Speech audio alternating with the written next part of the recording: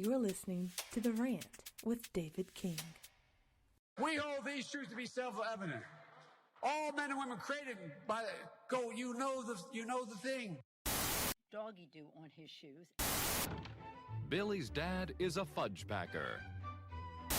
Millions, as you witnessed, who are scared right now. What do you say to Americans who are watching you right now who are scared? I say that you're a terrible reporter. That's what I say. Go ahead.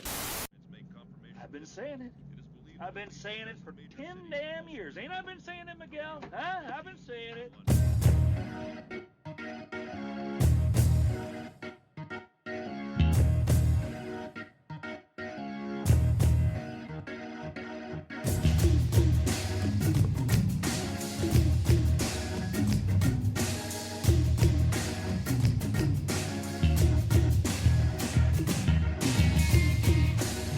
Hello, everyone. Welcome to The Rant.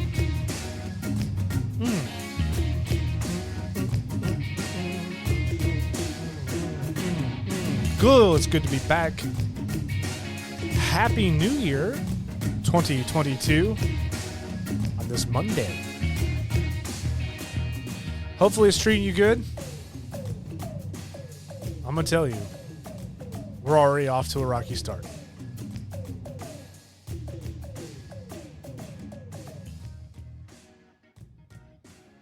It is, what time is it? It's like 10 o'clock Monday.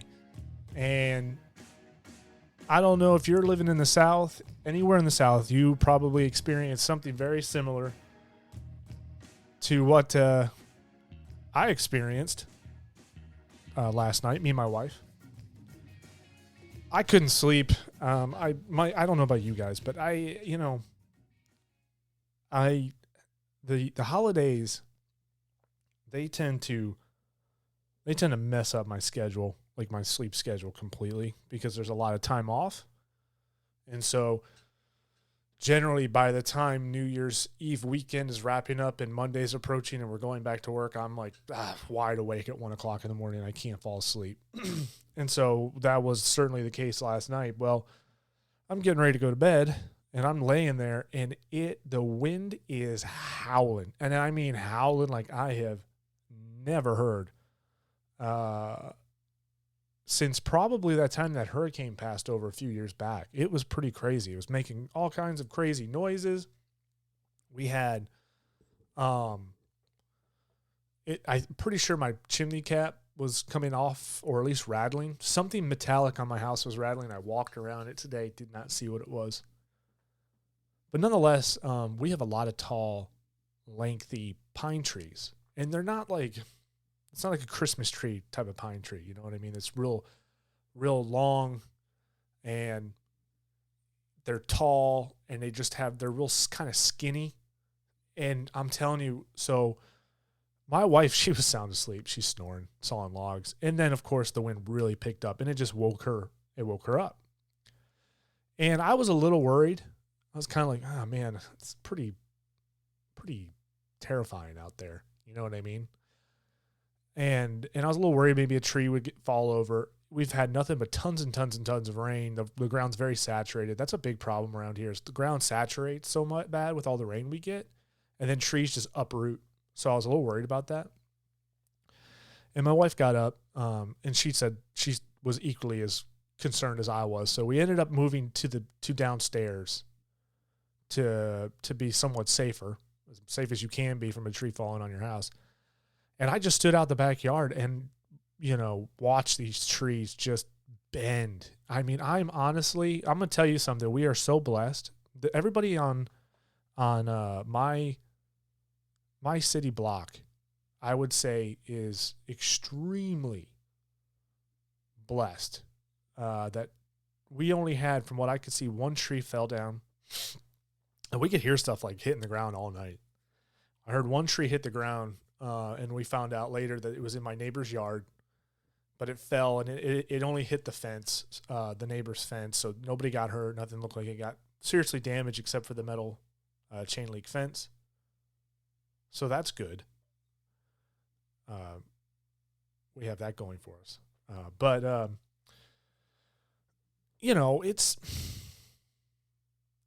it kept me up all night. it was like, oh my goodness. We got like no sleep. So I was planning on going into work today, like a normal day and starting off, but it just got such a late start. It didn't work out. So we're already off to it big time in 2022. Big storms, trees bending like rubber bands. And needless to say, thankfully nobody was hurt and it doesn't look like too much property damage. My mother, who lives in Tennessee, she got a ton of snow.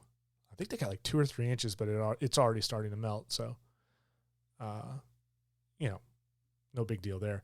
And my mother-in-law, she's up in Blue Ridge, and they equally got a bunch of snow as well. So, and of course, yesterday, what was it? 70, 72 degrees out. And now here it is 30 something, 40 degrees out, cold, wind blowing.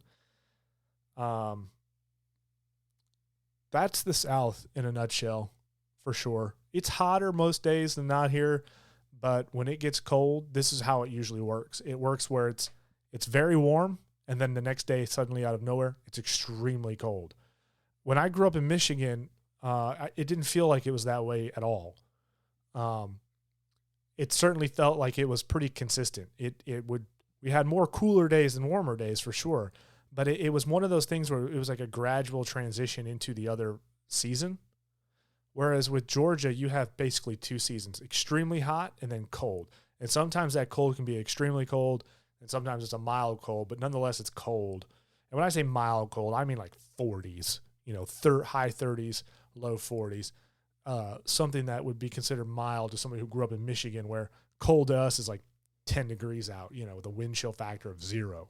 So, nonetheless, though, I'm just glad nobody was hurt and everything was fine. But boy, was that a long night. But on that note, happy New Year to everybody. We're off to 2022.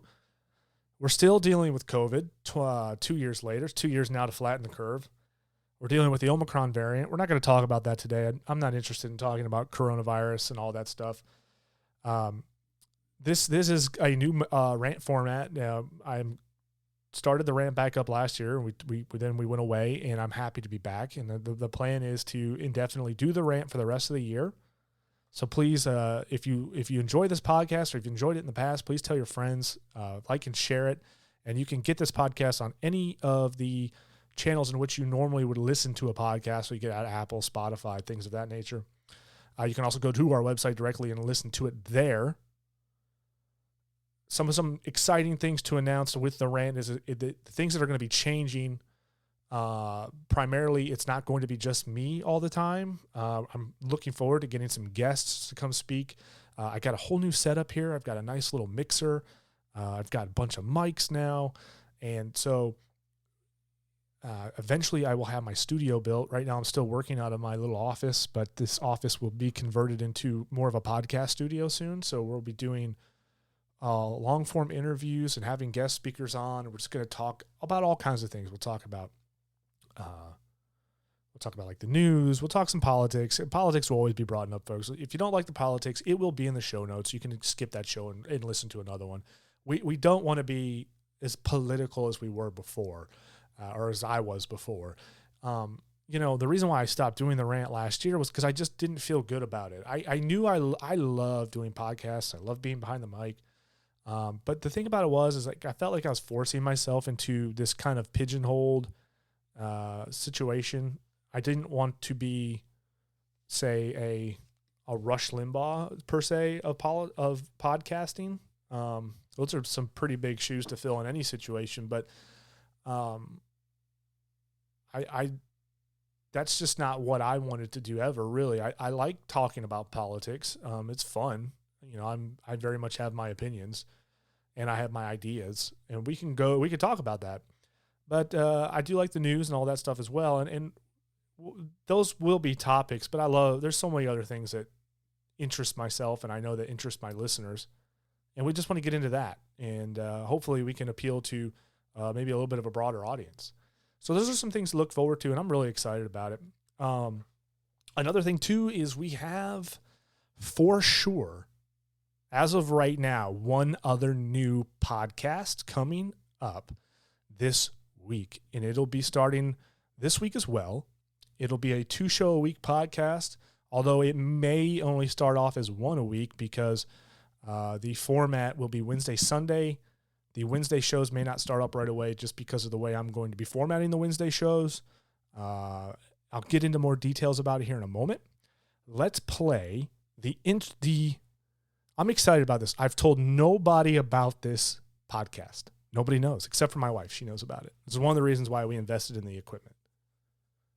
I'm not going to say anything. I'm just going to kind of tease it with this ad, and then I'll kind of go into the details of it. All right, here we go.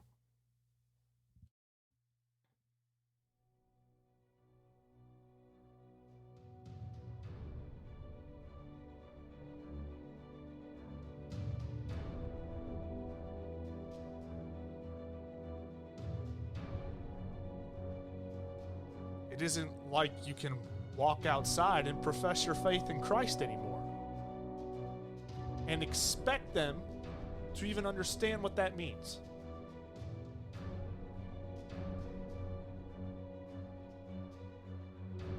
It's like, okay, who? Why? What makes you even right? How do you know? You're dealing with an entirely different type of non-believer today. These are not your parents' atheists. You can't expect people who don't know to get it. And let me tell you, they don't know.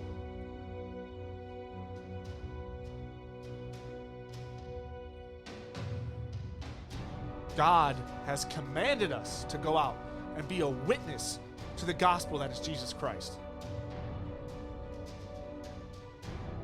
So that's what I'm going to do with this podcast.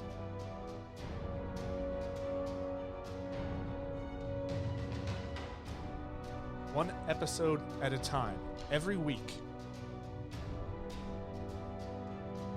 We will help people to understand who Jesus is and why he is, in fact, the Lord of Lords, the one and only true God.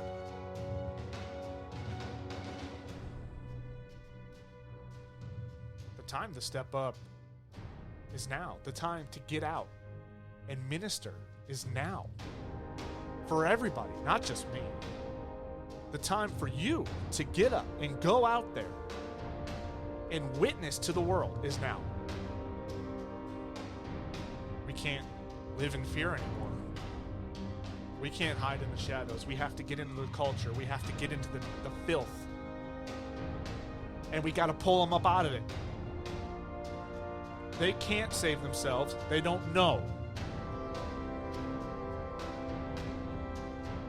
This podcast is going to help you do that.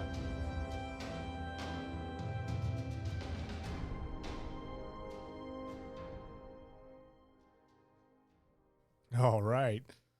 It's a little intense.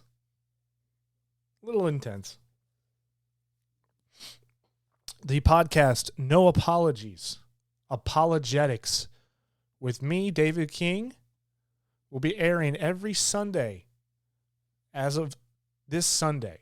The first episode will drop this Sunday, and we will do it I'll be doing it for the year, and I hope it works. I don't know. We'll see. It's one of those things that I felt was weighing heavy on my heart. I found myself, as much as I love to talk about the news or politics, I found that I loved talking about God with people, especially people who don't believe. And I felt myself enjoying friendly debate, but I also enjoyed myself, talking about God to people who didn't know who he was. They just don't know. And you'll find is that a lot of people do not know who God is. They have an idea of Christianity. They think they know what Christianity is based off of maybe a movie they've seen or something like that, but they really don't know. And as Christians ourselves, we're called to be a witness and minister to these people. The whole purpose of why we're here on earth is to witness and minister to non-believers, is to bring people to Christ.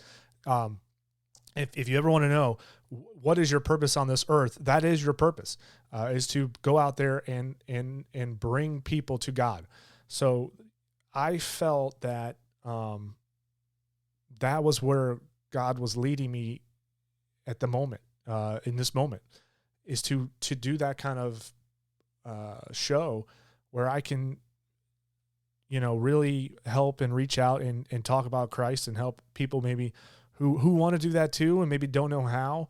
I think apologetics is probably the best way to do it, especially in the world we live in today with people who are just so on the other spectrum of in terms of what they know and what they believe. It's tough out there. It's brutal. It's not like it was 50 years ago. And we'll get into all that on the show, and I'm really, really excited about it, guys. And I hope you tune in. And I know, look, I'm not a perfect person. I'm not some model person, but I believe that none of us are perfect. All of us are sinners. We're all in this together, and I'm going to do my part. And I think my part is going to be doing this podcast.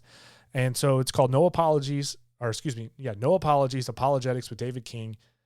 It will be on all the places where you get your podcasts, and it's going to be every Sunday. And like I said, it will be 2 episodes a week. So it'll be Sunday will be the main sermon, and then Wednesday we'll do special. There'll be special shows. And what I'm hoping to do for Wednesdays is do interviews with pastors, prominent people in the faith, some friends of mine that are also very much into apologetics. I have a friend who's named Philip.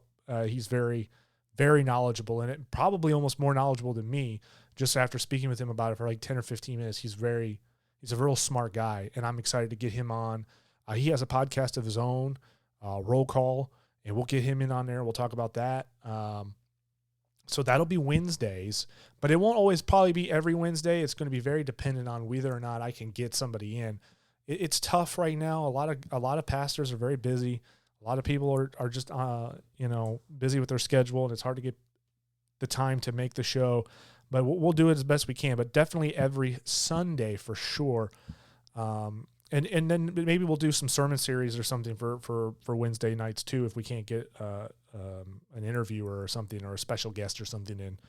Either way, that's the format that we're going to be going with, and I'm really, really excited about it. And I would really hope and I pray that y'all would help me. If you listen to it, if you like it, by all means, please tell everybody, tell your friends and family about it, and help me to get the word out there. And assist me in that. But if you don't like it and you don't want to tell your friends, that's okay. That's okay. You will be able to reach out to me and leave your comments on the notes of the show and everything like that on social media and our email, just like you can with this show. You can reach me at this show all the time. You can go onto Facebook. You can go onto social media, like on Instagram, look for The Rant with David King. You can also email me at therant.davidking@gmail.com. And, no, I'm sorry. I got that backwards. I'm being told davidking.therant@gmail.com. You can do that. You can go on there and you can reach out to me. You can email me if you have a comment or concern, or maybe you heard something weird, like a pop or a fizz or a fuzzle. Maybe my mic cuts out. Something as simple as that helps, guys. This is basically a one-man army over here.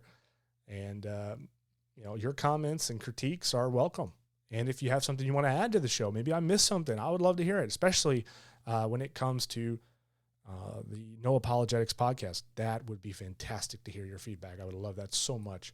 So look forward to that every Sunday. It should post up Sunday morning. It'll be there for you. All right, so that's exciting. I'm really, really looking forward to that. And thank you for listening to that ad.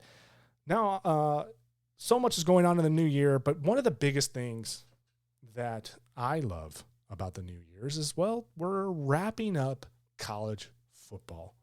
Now, I've already spoken about the number one thing in the South. The number two thing in the South is college football.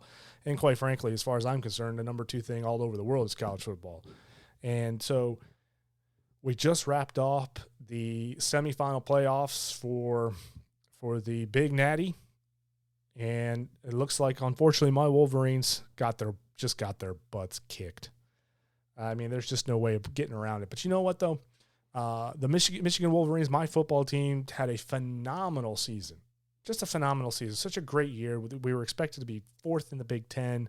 Ended up winning the Big Ten. You know, they were saying 8-4, 6-6 at worst, and they just didn't know where Michigan was going to be. And they ended up winning, was it 12-2 or 12, you know. And so just a phenomenal season. You know, it was fun to watch. Every game was fighting through it and learning and winning. That's the kind of football I live for. I love that with college football. It's very little, unless you're an Alabama fan, there's very little for sures in college football. You just never know. And so when we went to go play Georgia, I kind of had in the back of my head, like, this is going to be a tough game. Georgia has looked just phenomenal all year. They've played just great football and have dominated their competition. The Alabama game was certainly the SEC championship, as I should say, was certainly a shocker to me. I didn't expect it to be that lopsided. Maybe Georgia just got caught with their guard down. Maybe the championship will be different. I don't know. But nonetheless, Georgia showed up and played their game, and they did it well. And they showed that they're much more they're just further along. They're a much more mature team than Michigan, a much more conditioned, obviously higher talent, more five-star recruits.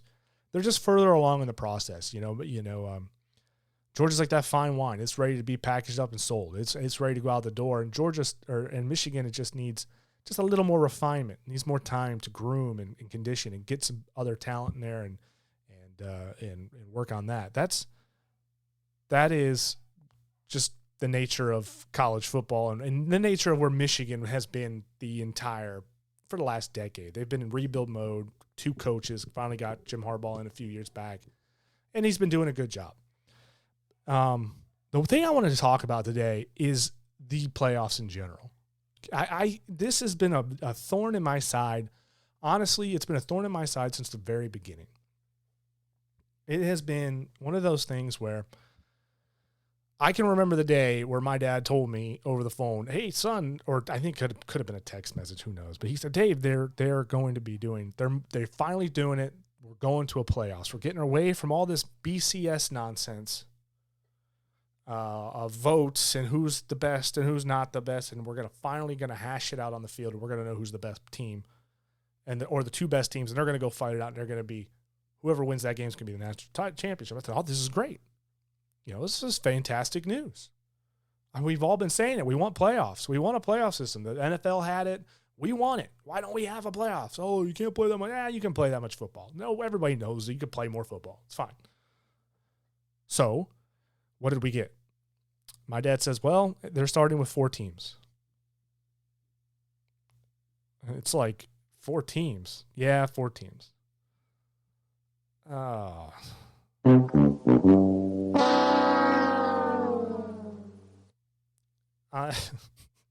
Sorry. 4 teams. And it's less than ideal. And the thing about it is I knew immediately from the get-go, and I think a lot of fans knew this, that 4 teams, it just wasn't going to work. It wasn't going to solve the problem. The biggest problem, and the reason why we needed a playoffs, was there were so many teams, and so often the top 5 or 6 teams in the NCAA, they were undefeated. You'd see this quite obviously. So many teams were undefeated, and they were all like, well, who deserves to be at the number 1 spot?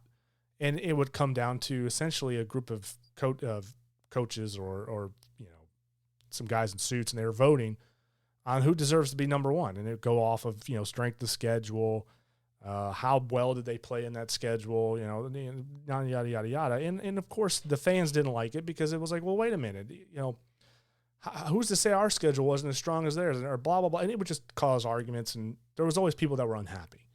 So the necessary thing to do would be to create a playoff system. And so they did, and it was only 4 games. This doesn't really solve, and it kind of, or 4 teams, sorry, 4 teams. I think I was saying 4 games. I apologize. 4 teams. That doesn't solve your problem. I understand that traditionally there are years where you really only have 4 teams that are all quite consistent with each other in terms of their win-loss record and how they've played. But there's always those, especially lately, what we have been seeing is we see really 1 or 2 very dominant teams. So you have a team like Alabama, for instance, or in this case, Georgia this year for sure, who Georgia went undefeated all the way up to the SEC championship. they were very clearly the best team in college football at the time before the SEC championship. That obviously kind of scratched some heads and go, well, wait a minute, what if they're not? What if they just didn't play anybody? Again, you just don't know. Play that SEC championship 4 more times and you may have 4 different outcomes each time. Who knows? You don't know. It's college football. But anyway, this year it's a little more consistent. We know who the top 2 teams kind of are, and then but the thing is like 3, 4, 5, and 6 are all consistently the same, right? So you have like a 1-loss record on the rest of those teams. And so that's where the waters get murky. And there was this talk, and we have this talk every year. Who's going to be in the 4?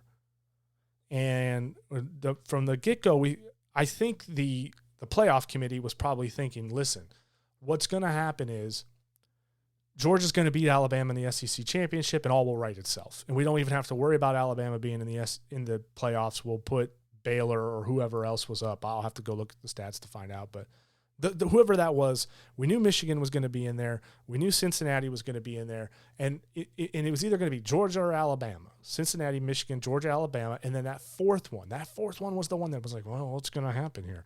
And, of course, Alabama pulls the upset off and wins over Georgia and then screws everything up. So now we're having a conversation of, well, okay, Georgia and Alabama are both going to go to the national championship or the playoffs. We know Michigan's going to be in there. And then what about Cincinnati? Is Cincinnati going to be in there? Yep. Okay. There was this kind of argument, and there was even a debate whether or not if another SEC team was even going to be in there. There was kind of a talk like, well, are they going to let Alabama or Georgia in? So there's all this kind of talk, blah, blah, blah. And it's the same conversation every year. Who should go? And that's that problem that we had before the playoffs, which is who deserves to be crowned champion. I mean, let's face it, 1997, the last time the University of Michigan won a national championship, they had to share it. They shared a championship. I mean, that's insane. Why would they do that? Why wouldn't they make those 2 teams play? Especially that year, because it was pretty clear. There was only 2 teams that were undefeated. Those teams could have played in a bowl game together and hashed that out, but it didn't work out that way. So we had this problem, and then they bring in the playoffs to solve that problem, and it doesn't. It just continues to kind of fester or exacerbate that problem. So we need a change. I think we all agree we need a change. Something needs to happen, and I think we all agree that we need to expand the playoffs. The playoffs have to be expanded, and I know to more than 4 teams. And I know there are people out there who probably love this setup. They think it's fine, and those people are probably Alabama and Georgia fans. Let's face it, or SEC fans for that matter. Either way, they'll probably say, "Oh, no, it's okay. We don't need to worry about that." But, I have my opinion of what it should be. Now, I know this is a stretch. And that's what I wanted to talk about on this program today is I want to talk about college football playoffs. And I want to talk about what I think it should be.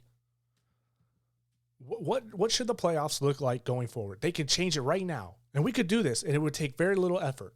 And I really believe this. They'll never do it because, let's face it, we've been stuck with a 4-team playoff for how many years now? And there's been very little talk, from what I can tell, from the bigwigs to expand it at all. And yet everybody, including sportscasters, announcers, coaches and themselves, everybody has said that we need to change the way this playoff setup is going down. It needs to be expanded. It has to be more teams. And yet we have got nothing. So this could all just be hot air on my account. But you know what?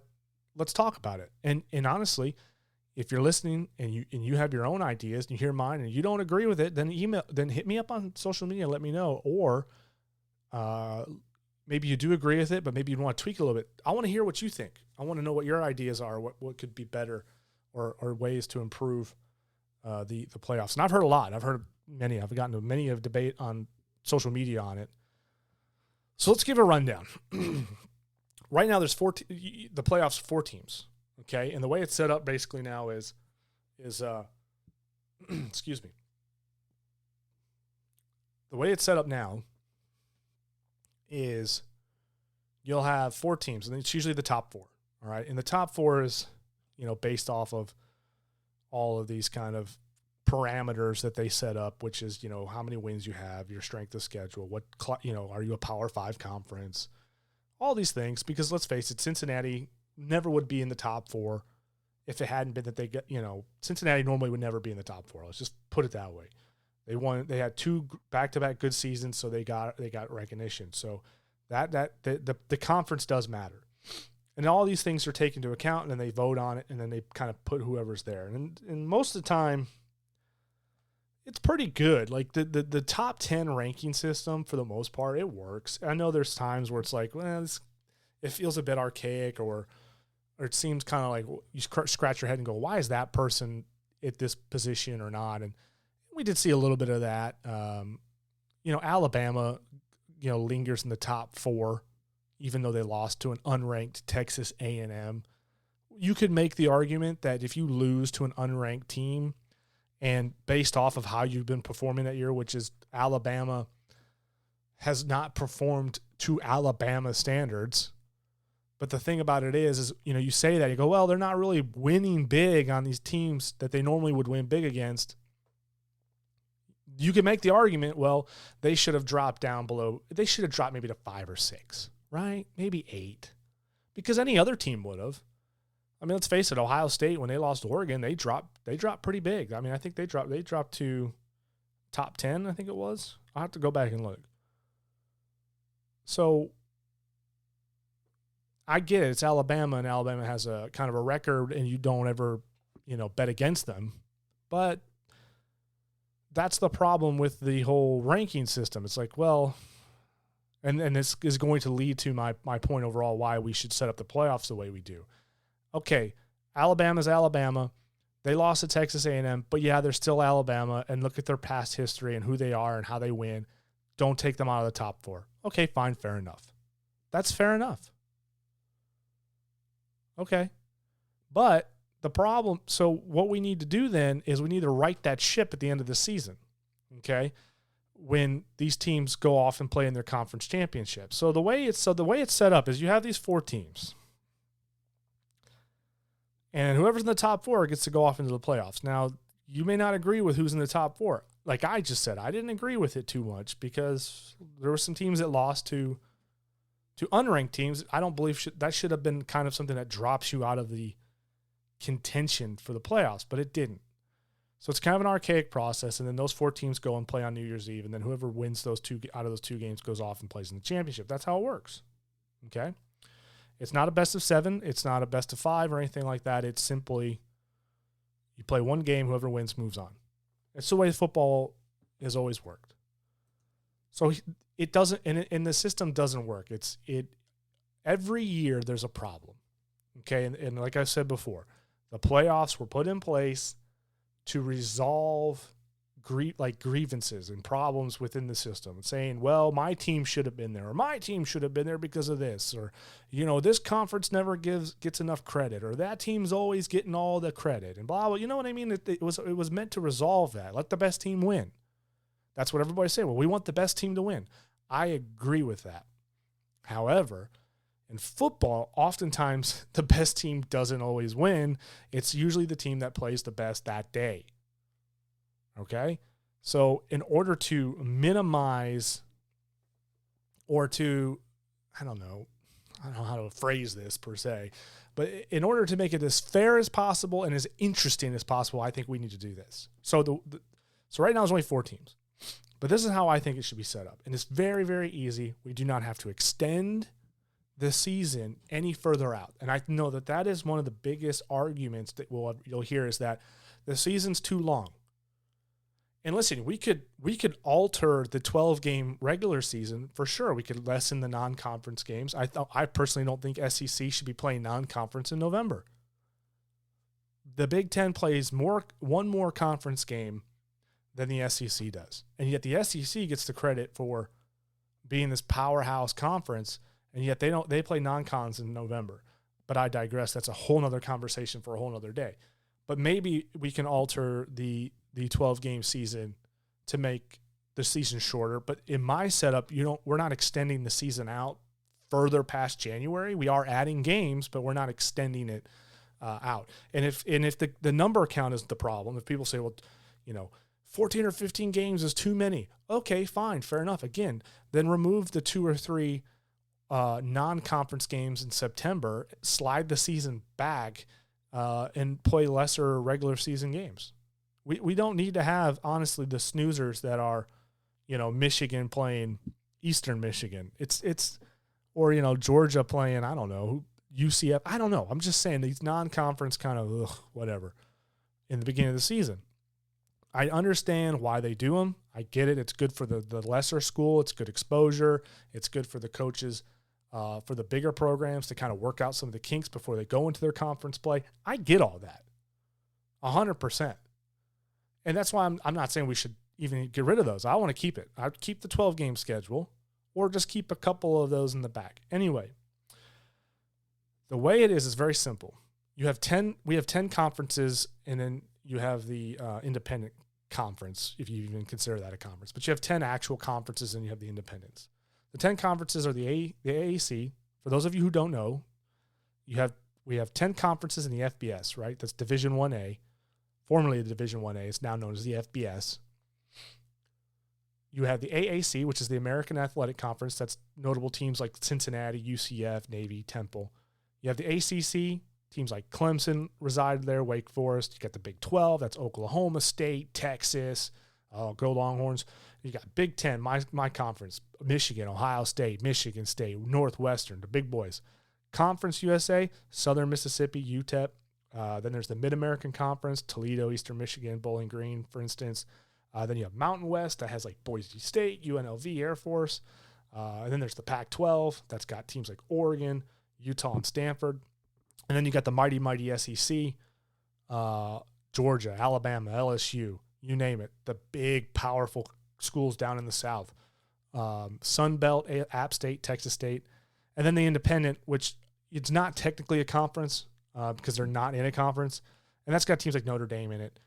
But 10 conferences overall. And I in my setup, I would force these independent teams to get in on into a conference because 10 teams is what I'd want to be at. But you could do 11. That's certainly acceptable too. And then out of those 10 conferences, you have what's called a Power 5, the Power 5 conferences. And you've heard this before. Some of you who may not follow college football very regularly, but you may hear like, oh, that team doesn't play in they don't have a strong schedule. They're not in a strong conference, right? Somebody like Cincinnati is not in that, in the Power 5. The Power 5 consists of the SEC, Big 10, ACC, Pac-12, and Big 12. That's your Power 5 conferences. These are conferences that yield teams that have a lot of 4- and 5-star recruits, big players, big talent, and it's consistently that way. I would like an 11-team.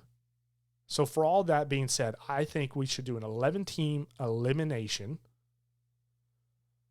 that includes all the conference champions and one of the independent teams. And the way you would maybe do that, or a wild card team, you could do wild card. That's fun, right? For a situation where, let's say Georgia does lose to Alabama in the SEC championship. That would mean Alabama would then would move on to the playoffs and Georgia's season's over with. Okay, they go play a bowl game or something maybe. Well, because Georgia's had a phenomenal season and they just happened to lose to Alabama, maybe that could be a wild card team. I don't know. I'm shooting from the hip on that one. But an 11-team elimination that includes all your conference champions and the best independent team out of the independent schools. Or we could go to a 10-team, exclude the independents and force them into a conference, which is what I believe really should happen, period. But that's a stretch. That requires some serious kind of moving and shaking. But it feels like the NCAA is moving in this direction. It looks like they're kind of shuffling schools around. There's schools that want to go to other conferences because they know it's better for their school. So there's some moving and shaking going around overall in all these conferences. So maybe some of these independents will get on board and join a conference. But for now, let's just do it this way. 11-team elimination. Every conference champion plays in the playoff. Okay? It doesn't matter. At this point, then, it doesn't matter where your ranking is in the top 10. Although you'll have to assume that if you're in your conference championship, you're probably somewhere in the top 10. More than likely, your school is somewhere in the top 10 or 12, maybe top 15. If you're one of those schools that just had a really kind of half cruddy season, you maybe have 2 or 3 losses, but you're the best in your side of the conference on the West or East or whatever. You may be further in the back, but nonetheless, more often than not, that team isn't going to win the conference championship anyway. They're going to lose to the team that might be more dominant on the other side. Okay, the Big Ten's a good example of this. Iowa, certainly a great program, had a decent season, but not nearly as good of a season as Michigan. Certainly not on paper. Michigan was certainly the favored team that game, and it worked itself out. Michigan won. So you're going to see that a lot. The conference championship is essentially a kind of a bracket to get into the playoff bracket, right? It's a preliminary in a way. So this is the fairest, most probably the easiest way. With a 10 or 11 team, you do not have to add any additional weeks onto the schedule beyond New Year's Day. Instead of having, and there's a lot of reasons why this works, and I'm going to get into it right now. The reason why that this works so well is every conference then will have a fair shake at the title. Every conference has a fair shake. For so long, like in the past, UCF comes to mind big time on this. UCF, that's a lesser, it's not in the Power 5. It's a lesser program. They were undefeated, but they didn't get the nod to go to the playoffs. They kind of kept them just outside of it. And a lot of people thought that was unfair because there were programs that had losses on their record that did get to go. And in fact, I think that season, again, I don't have it in front of me. I could look it up, but it might take a minute. I think 2 SEC teams went to that playoffs again, if I'm not mistaken. I think that was a Georgia-Alabama thing again. So there was a lot of arguments that UCF should have been able to go. And a lot of people said, well, UCF doesn't have, they're just going to get smoked. And I said it doesn't matter. They should still get the chance to go compete because they had a great season. They would end up destroying Auburn in the bowl game, just made a mockery of them, which further proved my point. And you can say, oh, well, maybe some players sat out or something. It doesn't matter. It's Auburn. It's an SEC team. Auburn should easily manhandle UCF regardless, right? But they didn't. But to eliminate that argument altogether is to expand the playoffs to conference champions, and then UCF would have been in the playoffs. Whether they go all the way or not, that's not the question. I don't care. I don't care if UCF doesn't go all the way. What I care is that if UCF has a standout season, they should be allowed to go and compete in the playoffs. That would mean every conference has a fair shake. And that's great. And the reason why that's one of the things that I think would really help by doing that is it would improve the recruiting abilities of these schools. I mean, you think about like think of an upset game over like a non-Power 5 conference school over a Power 5 school. You know what I mean? Like think about if UCF went to the playoffs and beat an SEC or a Big Ten team and advanced that year. That would have been huge, right? And that would have been huge for that school. That's a huge recruiting tool for them, and that's good. When you have all these schools that can recruit better, you'll have what I would consider a level playing field. Okay? How should I put it? If UCF can go and compete and recruit better, then that means they might be able to pull in some better talent to their school, and that might even pull better talent to that conference, and that may actually kind of level things out a little bit. I think you'll get more opportunities for interesting and enjoyable matchups. Listen, it's no secret that the last several years of playoffs have been snoozers, and they've been very lopsided at that. This year is a great example. And I remember I was sitting on the couch with my father-in-law. We were watching the football game. And I looked over and I said, I feel like last year was very much the same way. It felt like it was just very lopsided. It was a blowout. It wasn't a really good game. And I ended up reading an article, an op-ed, an opinion piece from a sports writer, and it confirmed it. He said the average scoring was 21-1 in these games. They were all so lopsided. So adding more teams, expanding beyond 4 teams into anything really, should increase the opportunity for a more interesting game and a more enjoyable matchup. The end outcome may be the same, right? Like let's say we had 6 teams this year instead of 4. Georgia and Alabama may very well be the ones in the national championship, but at least we'd have maybe some more enjoyable games leading up to that moment. Because right now it was bad. And, and then look, there's a lot of reasons for the lopsidedness. Certainly the talented teams are one, but the large gap, I think one of the bigger things, and the thing that this will eliminate, is that large gap in time where teams play. Essentially, it's about a month. I think it's like 2 or 3 weeks. That doesn't help anybody, all right? That large gap from the time you play your conference championship until where you go to the playoffs, that's a huge time off. All right, Alabama doesn't need a month to prepare for Cincinnati. I think we can all agree about that. And I'm not even really sure Cincinnati needs a month to prepare for Alabama, or even if that's going to help. I mean, they could probably use a whole year to prepare for Alabama. But however, that month-long gap, that could be a momentum killer for teams. Right? I mean, you think about it. You're on a roll. Let's say like you're Michigan, okay? Michigan was on a season high after beating Ohio State and then going on and winning the Big Ten championship. They have that momentum. They've got that steam. They're ready to go. They're excited. And now you got to wait 3 weeks. That's like icing the kicker. And I get it. That's kind of an excuse. And in many ways it is. But that's certainly, that big gap is horrible. And you know what? Even if we stay with 4 teams, I think they should take that 4-team playoff and they should move it back.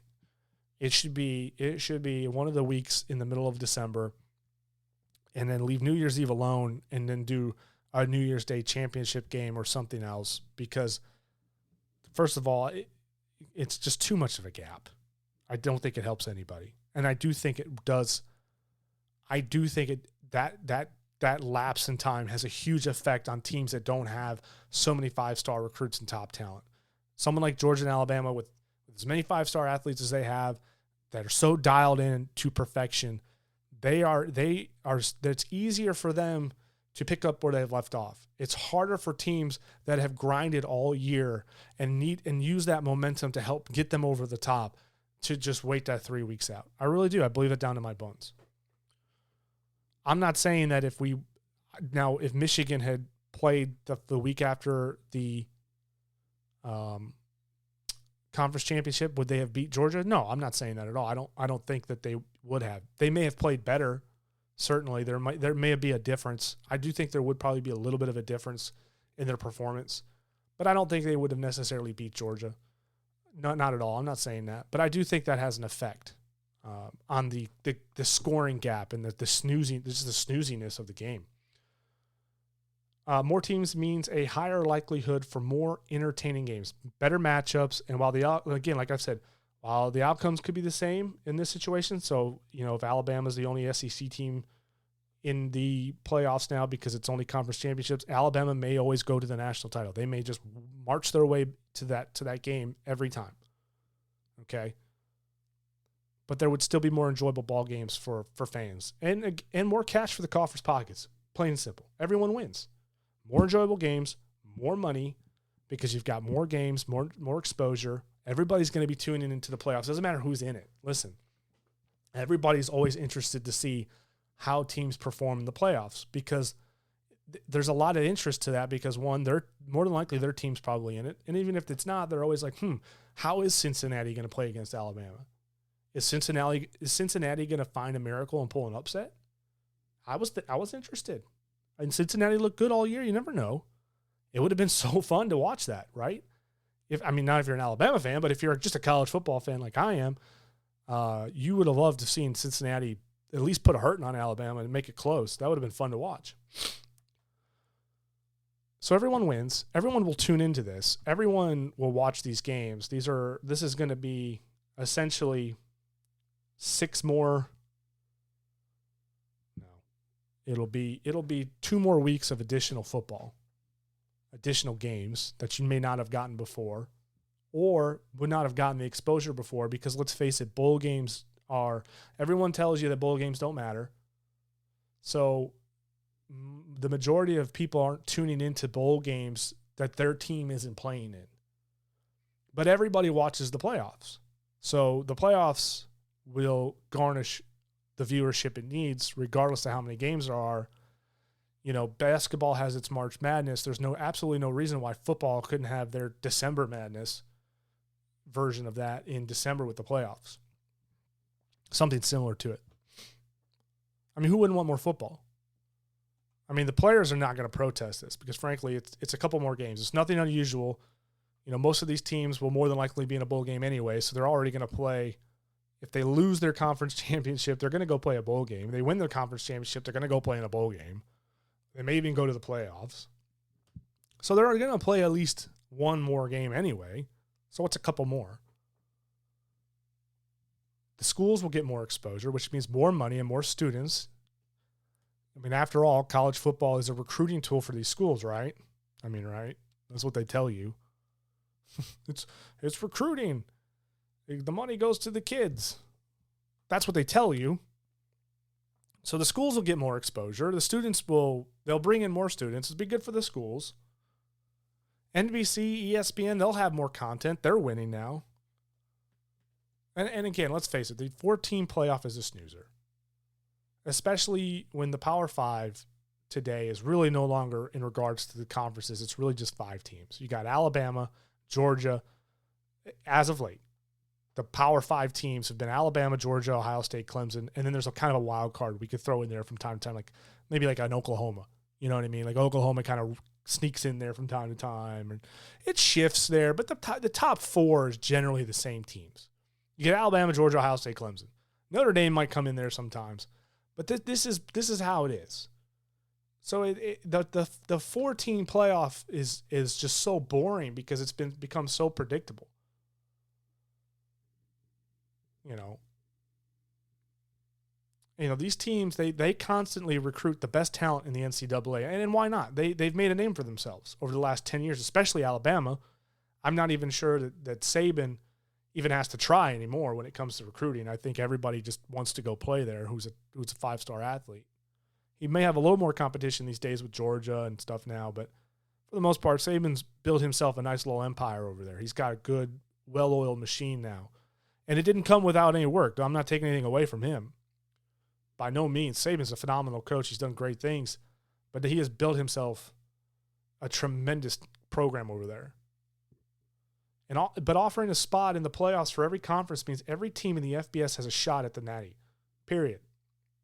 And this is great for those lesser schools who struggle to recruit the top-tier talent because let's face it, 4- and 5-star recruits, they don't want to go anywhere unless it's someplace where they can be seen and win big. So if you get told, well, UCF, you can have an undefeated season and still not go to the playoffs, why in the world would a 4- or 5-star athlete want to go play there? They wouldn't. They're going to go pick a program where they have a good chance of that. It's really just that simple. And, for the longest teams, like Cincinnati and UCF and all that, these non-Power 5 conference teams, they've never been on the top 4 list. They can't get there. They've had to have, Cincinnati, like I said before, they had to have 2 winning seasons. They had to do the first season and the second season just to be like, okay, you're 4th now. And they were the only undefeated team in the top 5. And they stayed at 4, and everybody else stayed at, including Michigan was in second place there. And, Michigan lost to Michigan State. They shouldn't have been, I think they should have been below Cincinnati. Cincinnati should have moved above them. They had an undefeated schedule. I mean, if we're going off of that, right? And I get it. There's all kinds of factors that go into play there. And, again, while, I understand that the outcome of the Cincinnati game wasn't great, I get it. I know someone's probably yelling at their radio right now going, yeah, but Cincinnati got their butt kicked. Look what happened when they played Alabama. This is why these teams don't deserve to be in in the playoffs, they're just going to get walked all over. I understand that. It wasn't great, but it was still exposure for their program, who may now, in this instance, being in the playoffs, could pick up more 3 and or 4-star athletes who otherwise would never have who would otherwise maybe not start at, say, Ohio State. So the guys that can't start at Ohio State say, hey, Cincinnati looks pretty good. They went to the playoffs. That program's not too bad. I could go over there and do some good. They got a good coach. They got a good thing going. I'll go over there and play. I'll get exposure.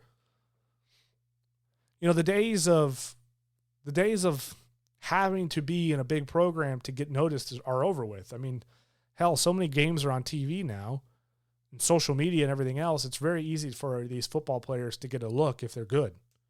So Cincinnati may have got their butts whooped. Michigan may even got their butts whooped, but the positive is they were in the playoffs. So just being in there and having the ability to be there is going to be great for their program and their recruiting. And that will work for all these teams that could go to the playoffs. It's not just the 4th team, but that will work for the 10 or 11 team setup as well. This setup raises the recruiting tide for all ships, as far as I'm concerned. And I really do believe that over time, this could bring a nice balance to the force in terms of recruiting and bring back some diversity in the top even in the top 5 programs alone, let alone just the FBS in general. I think it could help level some of the playing field out. Because right now, I mean, up until this year, there was nobody who was not Power 5 in the top 4, as far as I know. Maybe they didn't deserve to be there, but when a team goes undefeated and you tell them, you're in a lesser conference, well, that's not fair. And that just hurts their program. It hurts their school. And maybe not. Maybe it doesn't change the recruiting, but we have to do something because the predictability of outcomes for college football games is just getting insane. I mean, these programs we've never seen such dynasties built to be godlike giants. I mean, Georgia's on their way to be like Alabama as far as I can tell. Unless something changes next year drastically for them, they're building up their program to be somewhat similar to Nick Saban, where they will just dominate until they meet an equal or better force. And the only equal or better force than Georgia, as far as I'm concerned, is Alabama. And even then, I don't know if Alabama's better. They just might be equal, right? And caught Georgia off guard. We'll find out this Monday.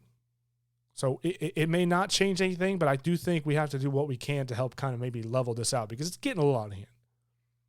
Instead of hoping a coach retires, like hoping Saban's going to retire next year so Alabama kind of goes back to what we would consider normal instead of being this ridiculous minor pro level team. Let's try to level the playing field in other ways. Let's, this will do that. I believe it really will. Many of these teams, they're going to get smashed, but who cares? Cincinnati goes, they get smashed. But what if Cincinnati goes next year, doesn't get smashed? What if they advance further than before? Adding more games is just one more hurdle for an Alabama team to win over to get the Natty. If you add 2 or 3 more playoff games, that's 2 or 3 more games where Alabama has to show up and win. And you can ask Texas A&M all about Alabama and hurdles, if you know what I mean. I've always said any given team, any given day, that this will shake it up big time, in my opinion. No breaks, no extensions. You could turn some of these bowl games that we would normally see these teams in, turn those bowl games into the playoffs like they did with the normal playoffs. You get the Orange Bowl, right? It's the Orange Bowl and the Citrus Bowl or whatever. Anyway, you can turn some of those other bowl games into part of the playoffs, so those bowl games still get the recognition, still get their money, and everybody's happy because I know it's all about the money. It's all about those Benjamins, and I get that. This setup doesn't change that. Now, you could say, well, all right, fine, fair enough, 10 to 11 games. But why not the top 10 ranked teams, Dave? Why not just do the top 10? Why not keep the voting system in place and just go off of that? Well, it's simple. I believe that you should have to win your conference and prove that you can be a national champion. In no other sport that I can think of can a team lose their division or conference and still be a champion, a national champion. You should have to win your conference. Okay. That's where you live. You live in your little conference bubble. That's who you normally will be playing with. Yeah, you'll have your non-cons or warm-up games at the beginning of the year, whatever. But the conference is where you reside. That's what matters now. You win that, then you can go and be a national champion. If you don't win your conference, then you don't deserve to be a national champion because you're not even a champion of your own conference. And the biggest thing, too, beyond that, because that's clearly just my opinion, but the biggest reason for this is it will eliminate the potential for repeat games. Like we're getting this, like the one we're going to have, that we're going to be privy to this Monday. Oh, joy. Yay. We get to see Alabama and Georgia face off again. I'm yawning because it's ridiculous. And if my prediction is right, I think Alabama lays a smackdown on them. I think Alabama's got their number. I'm not saying Alabama's necessarily a better team. I don't think they're worse. I think they're about either equal or slightly better than Georgia, but Alabama has Kirby Smart's number. And when Alabama lays a smackdown on them this Monday, it'll prove my point that we do not need repeats like this. It's just not entertaining. A lot of people are saying they're not even going to watch this game. People are going to tune out. I don't know how much of that's just talk. I have to watch it because my wife's a Georgia Dog fan. Yeah, this was an awkward day. You want to talk about an awkward night? My wife's over there cheering on the couch, pointing at me, laughing, ha ha ha, and I'm sitting there sad, weeping into my my barbecue pulled pork that I made, watching my Wolverines get smacked down. It was a very awkward moment. But I will be forced to watch that game again next Monday. But I was going to watch it anyway. Let's just face it. I love college football. But we don't need repeats. You know what I'm saying? Especially this close. I can understand if maybe, if it happened or if they played each other earlier in the season or something, so, and sure, I get it. If Michigan would have won or Cincinnati and they didn't, fair enough, but maybe Notre Dame wins over Georgia, who knows? But the fact is this, you now have a team who lost, here's the biggest thing. You say, that was my point a second ago. I may have been rambling. I apologize. Alabama destroys Georgia. And you could say, yeah, well, Michigan should have won or Cincinnati should have won, so that way these teams didn't play each other again. I get that. But then again, maybe Notre Dame wins over Georgia. Who knows? Maybe Baylor gets in and wins. Who knows? Those teams were left out of the playoffs, right? But here's the facts. This is the problem I have. You now have a team who lost to Alabama, did not win their conference, potentially going to win a national title over Alabama, which means now both teams have lost to each other once this year. And it doesn't prove that the best team won. So if the argument is you want the best team to win, you're not going to get that next week unless Alabama just wins outright. It doesn't prove anything if Georgia goes into the national title and wins. It doesn't mean they're the best team in the league because they've already lost to Alabama. They're equals. But we can't do a best of 3 or a best of 7 because football is just too aggressive and too demanding. You can't do it that way. So, and there's little consistency in sports when two teams on equal levels play each other. You're never going to get the same outcome. Georgia and Alabama could play each other 12 times this year, and I can guarantee you each game would go differently. They're very much, I think, very close to talent level. My point in all this is Georgia, they had their chance in the SEC championship, and they didn't win. And I understand that sucks for Georgia fans. But Alabama did, so they should move on. And college football fans don't have to watch the same game played again. I just don't think that this can be good for the ratings. It just cannot be. And it certainly just is a head scratcher. It's like, why are we dealing with this? Conference champions means no repeats, at least for the most part. Like I said earlier, there are non-conference games that could cause a repeat, but at least those happen usually in September, earlier on in the beginning of the season. So it's not as bad as, say, the conference championship, like the SEC championship that happened a couple weeks ago. Now we're getting a repeat a few weeks later. That's just not entertaining. No repeats. All teams have a chance to win the national championship. You get better recruiting because recruits will now be able to go and know that they can go to a different program that they, and get playing time and potentially still go to a national championship. It'll be more entertaining, at least a better chance of entertaining games. no extended breaks in December. It's just continuous. And then you can finish off your New Year's Eve 4-game playoffs.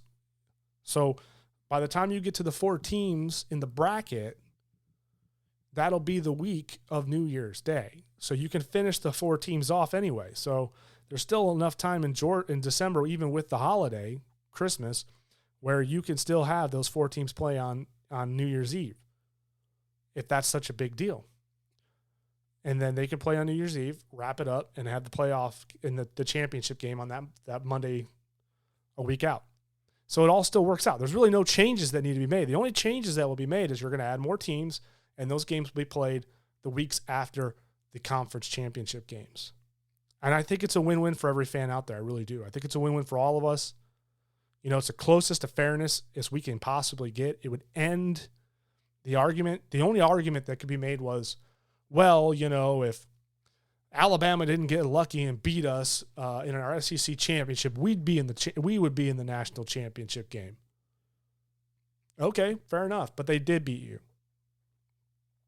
You know, your team may have had a perfect season, and then you lost the conference championship game. That's a huge bummer, but it could happen. That's football. You know, I mean, you even in best of 7 formats, like you see in most sports, like NHL and basketball. I think basketball does. I don't follow basketball. Baseball. Even when you have 7 games opportunities to win and move on to the next bracket or win a championship, you see teams who have had dominating seasons still go into the playoffs and they just lose. They can lose in 4 games. 4 games in a row, boom, gone out. That perfect season means nothing. So you can make that argument, well, but we had a perfect season, and if we just hadn't lost well, hey, man, teams have perfect seasons all the time and then go and just completely squander it in the playoffs. Heck, my Detroit Red Wings are known for that. My Detroit Red Wings had 25 consecutive playoff appearances. 25 consecutive is the most of any NHL team in the league. They set the record. And yet they didn't, more often than not, they were out in the first round. And there was times where they were President Cup winners, which is they were like the best overall in the league. So not just the best in their conference, the Western Conference, I think at the time that they were in. They're now in the Eastern. But they were best overall in the NHL team going into the playoffs. And guess what? Boom, out in the first round. Yeah, it's a head scratcher for me too. But that's sports. And, you know, but the beauty is usually more often than not the best team wins. That's usually the outcome. There are anomalies. But in this situation, especially in college football, you'll probably see more often than not Alabama or Georgia, whoever's the SEC team, in the playoffs. They're generally as of right now, speaking in this moment only, they are the best 2 teams in college football, and they are consistently the best 2 teams in college football. Clemson likes to slip in there and stir it up a little bit. There are a couple times where LSU had a year where they showed up, but then, of course, next year they just kind of fell off. But my point is Georgia and Alabama are generally always in the talking points, right? Definitely Alabama anyway. So, you know, Alabama goes to the playoffs. There's a very high likely chance that they end up at the top, at the Natty every time. But at least there's an opportunity for every conference. At least there's more opportunities for entertaining games.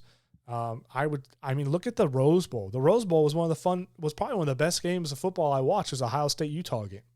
It was a shootout, don't get me wrong, but that was pure entertainment. That was better than any of the playoff games I watched. And so, and that's just 2 equally decent teams going at it, you know? And you'll see a lot of that in those playoff games. So you'll have a lot of entertaining games. Yeah, sure, Alabama might, you know, march on through them, but maybe not. I mean, look, Alabama struggled against Auburn.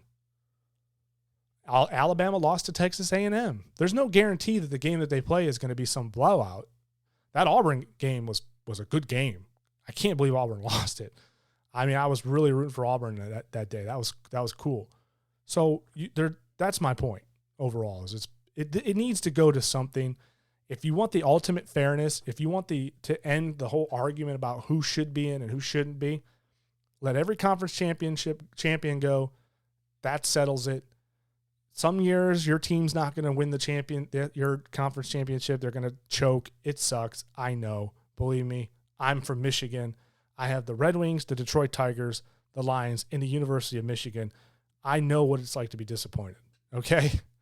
I understand what it's like to have a very good program and then watching that program not close. It just happens. But I've also seen my programs raise the Stanley Cup and win national championships in college football. So it happens. So, but on that note, that is my opinion. And I want to hear yours. Please hit me up on social media. Hit me up on Facebook, The Rant with David King on Facebook. You can hit me up on Instagram with The Rant, David King on Facebook. You can also go email me at davidking.therant@gmail.com. And we can talk about it. Hit me up and let me know what you think the playoff should look like. Maybe you have a different layout. Maybe it's the same. Maybe you agree with me. Hey, hit me up and say, I agree. That'll make me feel good. Most of the time, everybody wants to argue about this. But nonetheless, I think this is the easiest implementation of a better playoff system without having to change too much. Because that's the biggest thing. At the end of the day, if the NCAA has to make a lot of huge changes that are maybe expensive or may cost their people like bowl sponsorships. They may lose bowl sponsorships, or their sponsors may not get paid as much because of something. We don't want that. So this will limit that as much as possible. You could certainly tweak the regular season if you really had to. I don't think you do. This is just 2 additional games for these teams that would go to the playoffs. It's not a big deal. You know what I'm saying? So I think that this to me is the way of the future. Will we ever get to that? I doubt it.